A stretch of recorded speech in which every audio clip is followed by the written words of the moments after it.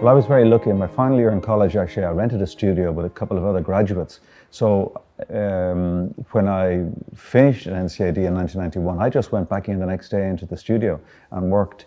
And I got a solo show in the old River Run Gallery, which my mother-in-law ran, because Bree Jukes, her daughter Orla, was a student in Trinity at the time, and she was manning the desk at the show, and she's now my wife. We're married since 1996, together since 1993. I got a tremendous amount from that first solo show, and I was able to live for a year to make work for the next solo show, and on that went as a kind of a cycle until about the mid-90s. I worked part-time at NCAD. I got some hours there which are very treasured and valuable now, and I did those part-time for 3 years, but I stopped, because actually teaching is very, very draining, and it leaves you sapped by the time you go into your studio in the evening. So I actually left that job, which other people would think would be a crazy thing to do. And as I say, they're highly sought after jobs now in NCAD. And then I got a commission to paint a portrait, and one led to another. And then I have had a very good run to date for the last 24 years with portraits, which have paid for the bills and given me a good life and a position to kind of make other work and to keep the studios going and rent and materials and all of that. So I can't complain in any way. I've also done a number of commissions for the Army. I went to Bosnia in 1996 to commemorate their monitoring of the EC monitoring mission just after the war. So I saw war-torn Bosnia and Croatia, which was unbelievable, and did a painting to commemorate that for the military college in the Curragh camp. And I did some stamps for An Post. I did a big commission for the Abbey Theatre for its centenary, designed a coin for the OPW for the 175th anniversary. So I got some amazing and very interesting commissions through that time, and still managed to have a couple of shows as well of landscapes and nudes and drawings as well. So. There's never enough time. Time is what you need more than anything else. Time is what we all want more of. So I want 4 lives to do the amount of work I want to do, basically.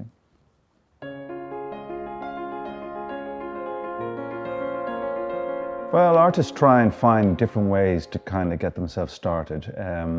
Sometimes a group of artists might get together, college friends, college graduates, and find a place. So have some kind of collective out of which they might even curate shows, disseminate their work to a wider audience themselves rather than relying on somebody else. Or they may apply for residencies at home or abroad, and that can give them a good stint, 3 months, 6 months, maybe a year, with a stipend, and that can be a real lifesaver. And actually some people are expert at filling in application forms and actually being able to go, sometimes hopping from one residency to another, like a bee hops from one flower to another, collecting the pollen. And they can become very adept and proficient at doing that. But there are only a limited amount of residencies and opportunities, so these are hard won and hard fought for. But a lot of artists, their work isn't naturally commercial. If their work is not an object, that's typically what we see in this room, in this sales room, an object, whether it's a 3-dimensional object like a piece of sculpture, a 2-dimensional object like a print, a painting, or a drawing. If they're making work that is photography, lens-based, if they're a performance artist, if they're a conceptual artist, if they're making installations, that is not work that can easily sell. So they rely then on grants from the arts organizations. Artists who make traditional work, which is still about 90% of the community, make work that hangs on walls or is put on a plinth.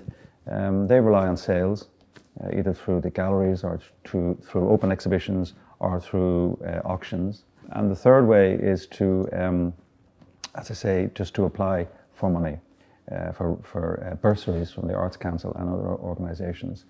But again, they are limited, and there's a lot of people going for the same purse.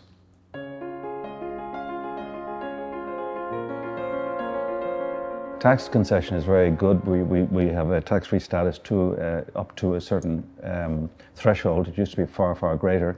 And we have an association called Estonia, which I'm privileged to be a member of, 250 odd members. We can apply for a thing called a canoeus, which is a stipend, 18,000 a year, to help us make our work. It was traditionally aimed at poets and writers who would have a very, very limited ability to make money. Artists traditionally had a little more of a chance to make money by selling work. But artists, writers, poets, all filmmakers, all benefit from the canoeus. Now, I myself, I have 10 years in A01. I've never applied for it because I've done okay commercially through commissions, portraiture mainly. Although I was ill a couple of years ago and I really needed it, but unfortunately it's assessed over a number of years, so I wasn't eligible. But anyhow, that's a very beneficial thing, A01 and the canoeus, the tax-free status to a certain point. But the real problem really here in this country is that there's a small art market, relatively. And it's limited what you can sell here. You know, galleries struggle. They struggle to sell and create new, younger generations. You'll have a gallery, for example, that might show a stable of 20 artists. And they might have a very, very wealthy patron who might have bought every one of those 20. They're not going to buy another one, you know, that they're done. So they have to really create markets and buyers with every generation, and that's a challenge. And so the thing is to now get a new, young, professional class interested in buying art. That's a real challenge.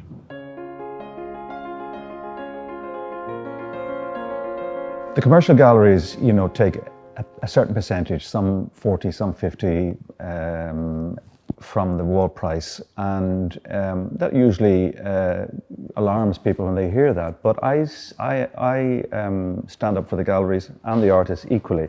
Galleries have to pay the rent, pay staff, pay rates, pay light, heating, invitations, wine for the reception, all of those things, publicity. And likewise, the artist has to pay for their studio, their materials, their framing, their costs, all of that. So that's the way it is, and that's the deal, and you either accept it or you don't. And I have no problem, and galleries face a very difficult time keeping their doors open. For one successful show, that they may have 2 or 3 that don't sell so well, and they have to cover and carry that. Commission work is great for artists because you know you're going to get the job, you've got the job, and you know you're going to get paid, there's a budget, and so you can relax, and there's not the same kind of stress around, let's say, an opening night or will you sell during the run of the show in a commercial gallery. The auction houses are a little more problematic because it's sometimes hard to relate the price, the reserve at the auction to what might be the wall price in a commercial gallery of the same artist. There can be a discrepancy. Usually it's not as high as the wall price. You'll never get as much money as you do on the night that you sell it at an opening. In the same way that if I'm commissioned to paint a portrait of somebody, when that goes into the secondary market, people are not interested in buying a portrait of somebody they don't know. Now, a lot of my portraits will go into public institutions or national institutions so that they won't be ever sold again. But if a family portrait suddenly came on the market, if it was a Lavery, somebody might buy it because it's a Lavery, or an Orpin, they'd buy it because it's an Orpin, rather than buying it because of the person who's actually being portrayed. So there are those small anomalies, but there's no one true way, but I think most artists would be happy to work primarily through commission or through a percentage scheme. Another great initiative was the building, when buildings were being constructed, a certain percentage had to be given over to a public art piece for that building. And that gave a lot of artists work. And that extended to the motorways as well. So you probably see familiar with all these pieces of sculpture that adorn our public motorways. That's that scheme. And that kept a lot of people in bread and butter over the last number of decades. But, you know, could we support them better? We probably could, because certainly when we're talking about Ireland on an international stage, we always talk about the great musicians and the poets and the writers and the artists, and from Seamus Heaney to U2 to the Cranberries, you know. So maybe we need to Riverdance. So maybe we need to think, is there more we can do? And I think there is. I think there's more we can do, particularly in providing studio spaces that is affordable within the city centre. And I'm passionate about that, actually, myself.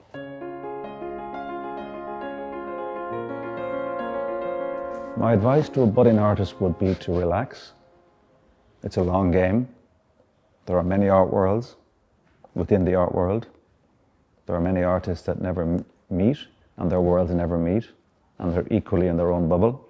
So there is no one definitive art market that you need to be in, or that you need to look for credibility within.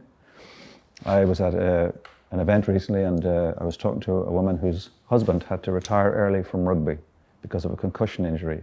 His career was over 30. He was devastated. And they say a sportsman dies twice, once when they retire and once when they really die. And I said to her, I'm very lucky. I can be making this work till they put me in the grave, I said. And traditionally artists get better as they get older. So remember one thing, the public and the art market are interested in emerging artists because they're hot and new. They're interested in older artists because they're venerable. It's the tricky middle years that you have to get through that can be problematic. But stick at it. I always say to people, you're not in this for money. You're in this for the love of it. And at the end of the day, if I have one message, it is that art is a self-sustaining activity more than anything else. It is something you do yourself to keep yourself sane and happy. And a documentary recently on the great Kevin Roach, the architect, who just passed away on the 1st of this month. And he said in the documentary, our lives are meaningless. And he didn't mean it in a negative way. We're just a dot on a piece of dust, he said. We are of no value in the overall cosmos, he said. So that is so frightening, a prospect, that I just keep working. Because if I think about what the alternative is, it's too scary. And I just keep working, and that keeps me sane. And I can actually equate with that. Because if you do think about it, what's it all about, it's too scary. And actually I had that moment yesterday, and I was very happy in my studio. I was making a drawing, and I just thought of Kevin Roach, and I just really enjoyed making the drawing, and I didn't think about anything else. I think one of the greatest challenges facing young artists today actually is studio space, finding studio space, and being able to have some level of income to survive. And they are still the big challenges. And particularly in Dublin, the way the market has gone, the rental market, the way all the old industrial spaces have been taken up, the way perhaps people are reluctant to let artists into properties, means that it's a real struggle. And that's a real crisis facing artists, because the population of artists in Dublin alone and throughout the countryside is far, far greater than when I left art school in 1991. It's a different landscape.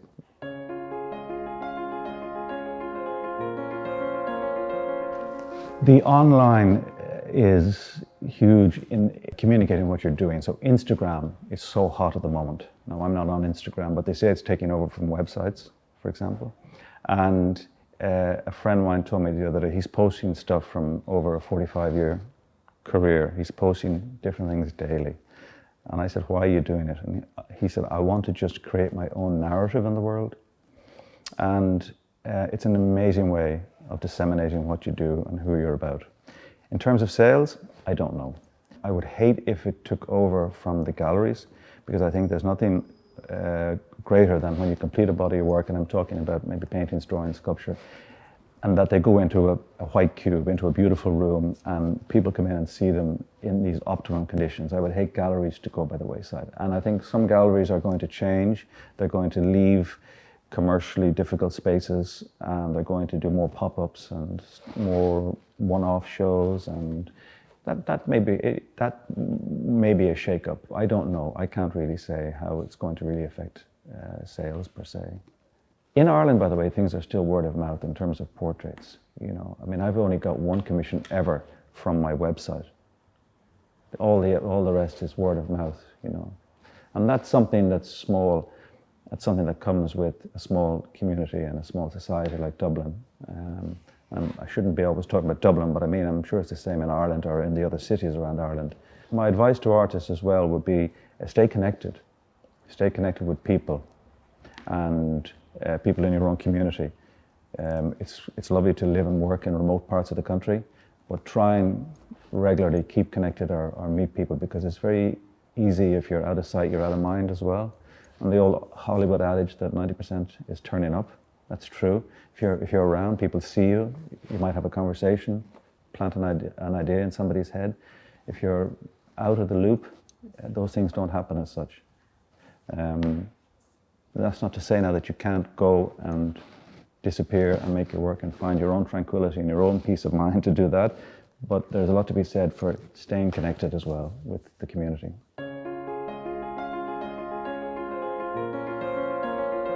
The cream will rise to the top, and people will always make art if they're driven, if they're passionate, if it's in them. And so yeah, they will, absolutely. No matter what the commercial considerations are, I think that people will still follow. It's so intrinsic and innate in your core. It's going to be challenging because a lot of the work that people are making now is non-commercial, you know, and they have to find other avenues of income to supplement that. Sometimes a lot of anxiety around it. There's a lot of expectations and stresses with the portraits, and managing people's expectations, that's sometimes hard. Sometimes you'd like to think that you could just work for yourself for a number of years and, be underwritten to do that, but it's not the case. But no complaints. It's a great privilege, and portraits have given me a great access into people's lives, amazing people that I've met. And it's a real privilege, and the portraits go into these wonderful buildings all around the city, and it's a form of a legacy as well, and a form of connecting with your time, which I think is very important as an artist, and I've always believed that it is about making a connection. You were here at this moment. What did you do? How did you connect? How did you record? How did you leave it? All of those things. So I think there's all of that with art. You do think about trying to make sense of why you're here and leaving something for the future.